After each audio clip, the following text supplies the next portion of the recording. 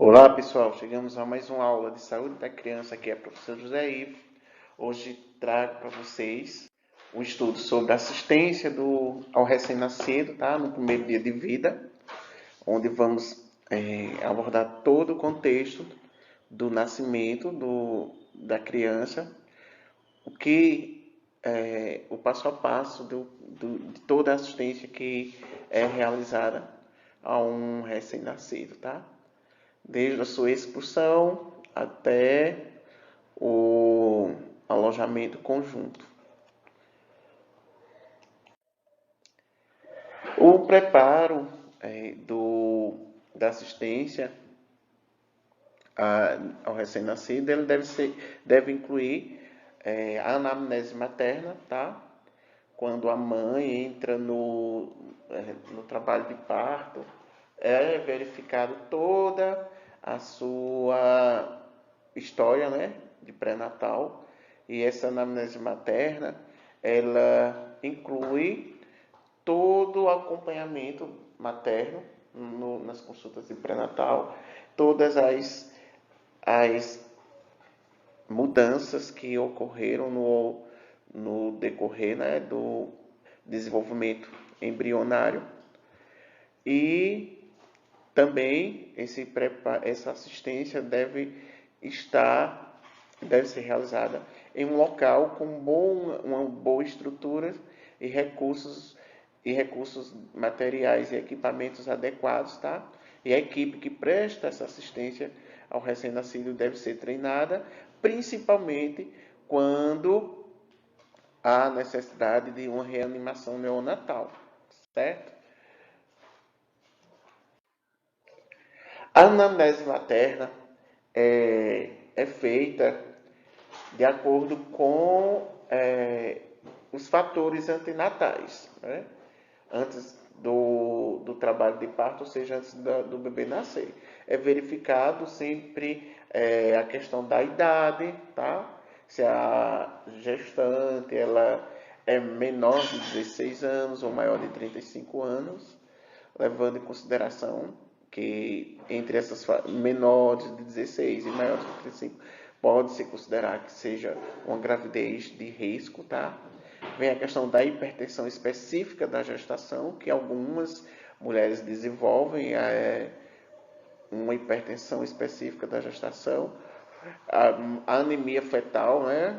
Ou uma aloimunização, sangramento no segundo e terceiro trimestre, né? Que é decorrente de algumas é, disfunções gravídicas, tipo deslocamento prematuro, placenta prévia, tá? Essa placenta prévia é referente à implantação da placenta, que é, ela pode ser implantada bem na margem do colo, né? Que ela pode ser parcial ou total. Vem a questão da doença materna cardíaca, renal, tiroidiana ou neurológica, tá? Vem a questão da polidramnia ou oligomnia também, onde essas diferenças entre polidramnia e oligomnia se dá pelo oligâmio, que é a mesma coisa de diminuição da quantidade de líquido amniótico, e polidrâmio é o aumento da quantidade de líquido amniótico, tá? E também a ruptura prematura das membranas, gestação múltipla, onde vem a, as gravidez gemelares, tá? A discrepância entre a idade gestacional e o peso a nascer, tá? A diminuição da atividade fetal, as malformações e anomalias congênitas e o uso de medicações, como também as diabetes, as hipertensões crônicas, óbito fetal e neonatal, né? Principalmente quando a mãe apresenta anteriormente óbito neonatal, infecção materna, ausência de cuidados, né, do pré-natal, pós-maturidade e também o uso de drogas ilícitas. Os cuidados na assistência ao parto, eles são se dão, né, na diferença de cada parto. Ela pode ser realizada nos partos cesarianos de emergências. Vem a questão da apresentação não cefálica, né, onde o bebê não está na apresentação cefálica para nascer. O parto tactócito, tá? Também.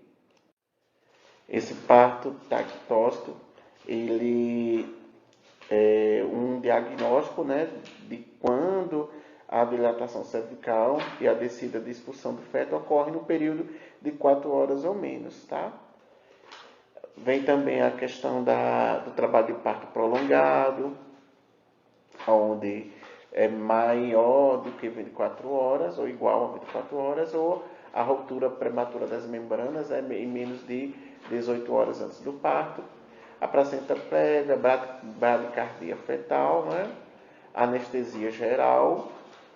Vem a questão também do líquido amniótico meconial, uso materno de opioides nas 4 horas que antecedem o parto.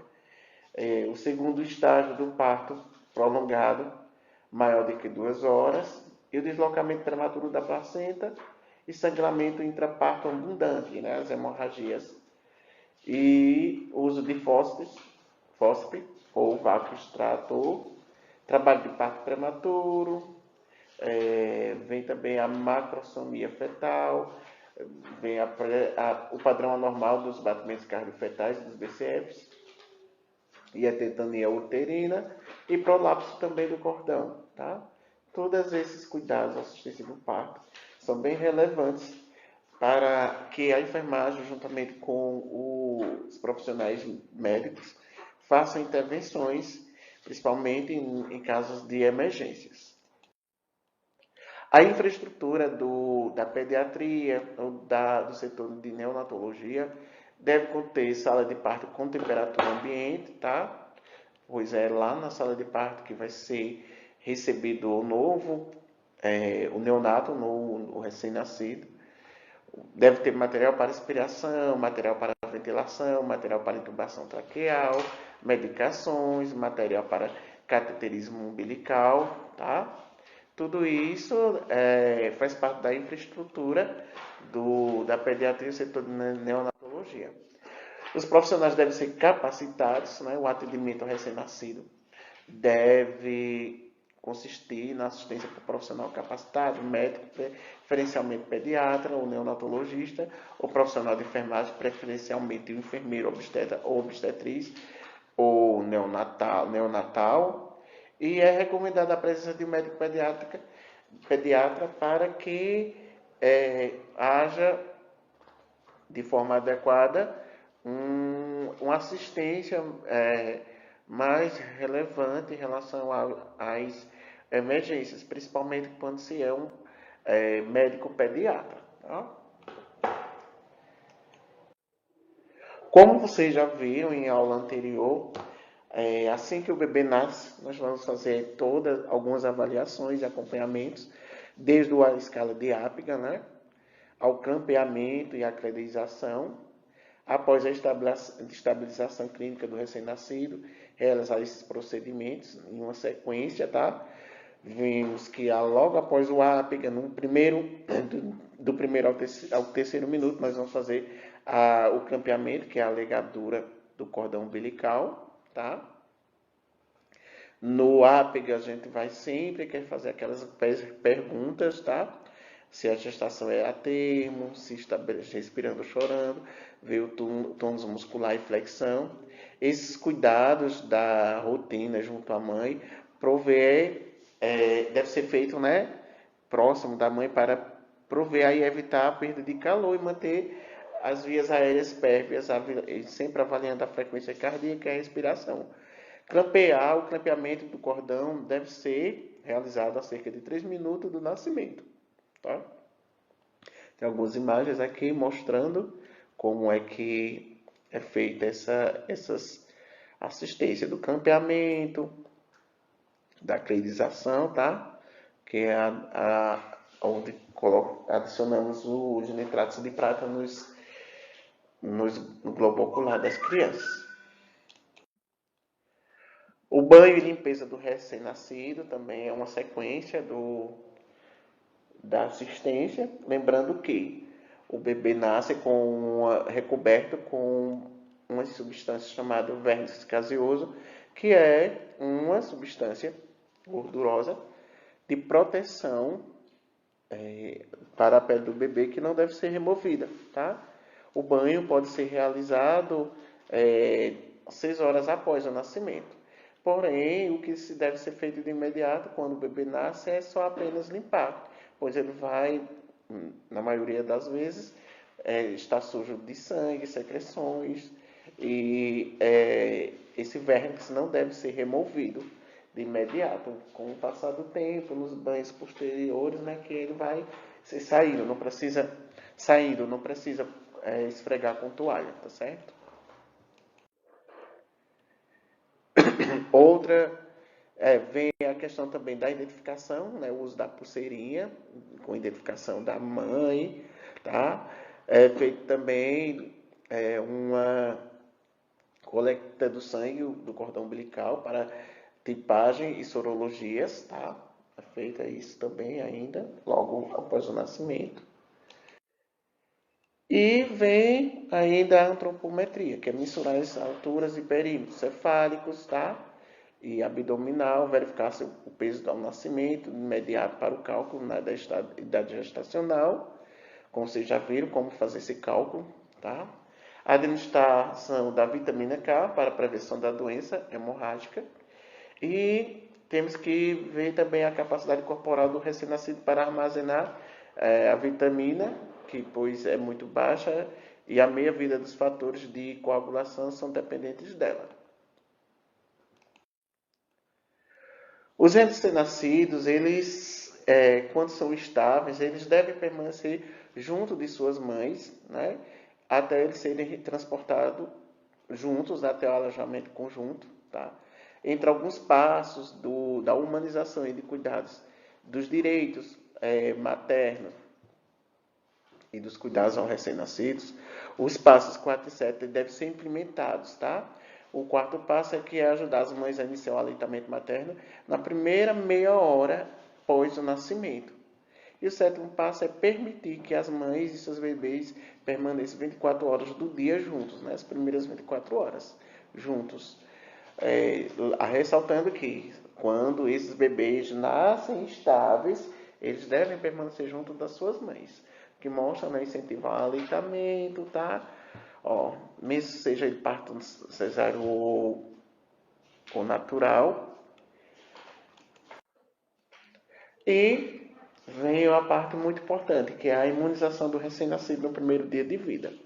Logo depois do nascimento, a criança deve receber as vacinas contra a hepatite B e contra a tuberculose, BCG. Em relação à hepatite B, a vacinação precoce é fundamental, principalmente nos locais em que a gestante possui pouco acesso ao pré-natal e quando não se sabe sobre as condições maternas referentes à proteção contra o vírus da hepatite B. Em relação à BCG, a vacinação é uma atitude de proteção do recém-nascido, né, contra a tuberculose. Segundo o Ministério da Saúde, ela previne formas graves de tuberculose, principalmente a miliar e a meníngea, tá? É importante ressaltar também que as crianças que nasceram prematuras com menos de... Não, qualquer criança, independente seja prematura ou não, só possa tomar a vacina BCG depois que estiverem acima de 2 quilos, tá? Na emergência pediátrica, fazemos essa avaliação, ou seja, a nossa primeira avaliação é a avaliação de APGA, tá? E a equipe, pelo menos um dos profissionais, cuja responsabilidade seja apenas recém-nascidos, é capaz de iniciar todos os procedimentos de reanimação neonatal que deve estar presente em todo o nascimento. Ou seja, em uma emergência pediátrica, que pode acontecer em alguns casos, né, onde a criança vai nascer com um déficit grande de respiratório e cardíaco, ou praticamente sem respiração e sem pulso, a equipe, quem for ser responsável, o profissional que for responsável por esse recém-nascido, no momento do nascimento, deve atentar para conduzir essa emergência pediátrica, né? Sempre usando as precauções padrão, né, de higienização das mãos, uso de avental e óculos, máscaras de gorro, luvas e entre outros, se necessário. Perguntar, sempre usar a escala de Apgar e perguntar logo ao nascer. A gestação é a termo, sem mecônio, está respirando, chorando, tônus bom? Se a resposta for sim, vamos fazer os cuidados de rotina junto à mãe, né? E considerando que o RN é saudável, tá? Vamos recepcionar o recém-nascido em campos aquecidos, posicionar no recém-nascido no abdômen materno, né? Da pele, próximo à placenta. Respirar boca, aspirar quer dizer boca, e depois narinas, se necessário, tá? Lembrando que quando se fala se necessário, é se houver necessidade, se perceber que há uma broncoaspiração, mas que não é necessário aspirar todas as crianças que nascem. A avaliação é respiração e frequência cardíaca, né? No primeiro, fazemos essa avaliação no primeiro minuto e no quinto, tá? Campear o cordão umbilical entre 1 a 3 minutos de vida. Colocar o recém-nascido para sugar o seio materno na primeira meia hora de vida. Manter o recém-nascido junto à mãe por 30 a 60 minutos. Após o nascimento, aí vamos fazer a avaliação continuada de vitalidade do recém-nascido, que é o acompanhamento para o desenvolvimento, tá? Mediante após o nascimento, se a gestação é a termo, sem mecônio, respirando ou chorando, tônus bom, se essas perguntas for não, e também se a criança for pré ou pós-termo, ou apresente uma respiração irregular, uma apneia ou uma hipotonia, devemos em passos iniciais, em 30 segundos, precocemente, prover calor, posicionar a cabeça, leve distensão do pescoço, aspirar a boca e o nariz, se necessário. Mesmo diante dessa falta de vitalidade, não há necessidade de em todos fazer a aspiração da boca e nariz, né? Pois colocamos sempre se necessário. Secar e desprezar os campos úmidos, né? Reposicionar a cabeça, avaliar a respiração e frequência cardíaca, tá? Se a frequência cardíaca for menor do que 100 batimentos por minuto, e a respiração estiver ritmo irregular, os cuidados de rotina na sala de parto devem ser feitos, né? Fonte de calor radiante, manter temperatura oscilar em 36,5 graus, evitar hipotermia e hipertermia também, promover calor para recém-nascido, quando ele é principalmente menor de 1,5 kg, manter temperatura de sala de parto em 26 graus, garantir o funcionamento da fonte de calor radiante, recepcionar o recém-nascido em campos aquecidos, envolver o recém-nascido em saco plástico poroso de 30 vezes 50 centímetros, sem secar o corpo, tá? Secar a cabeça e colocar a touca de lã ou malha tubular, transportar em incubadora pré-aquecida. Fazer todas as manobras de reanimação no recém-nascido envolvido no saco plástico.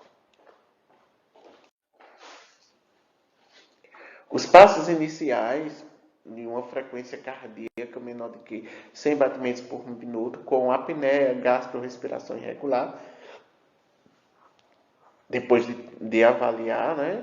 Fazer essa avaliação, e depois de ter avaliado e feito manobras de ressuscitação cardiopulmonar, e essa frequência persistir ainda em 100 batimentos por minuto, com ou uma respiração irregular, fazer uma ventilação com pressão positiva, né? Com a boa concentração de oxigênio, sempre acompanhar esse recém-nascido com oximetria de pulso, recomendando a monitorização com oximetria de pulso em todo o RN que receba essa ventilação mecânica por pressão positiva na sala de parto. No momento da indicação da ventilação por pressão positiva, colocar o sensor na região do pulso radial ou na palma da mão direita para verificar a saturação e a frequência cardíaca.